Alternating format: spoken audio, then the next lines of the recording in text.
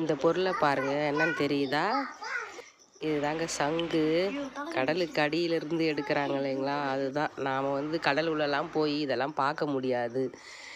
இப்படி தான் நாம் வாங்கி இதெல்லாம் பார்க்கணும். இது பாருங்களேன், எவ்வளோ அழகாக ஒரு சூரிய கதிர்கள் போல் ஒரு அழகாக அமைஞ்சிருக்கு பாருங்கள்.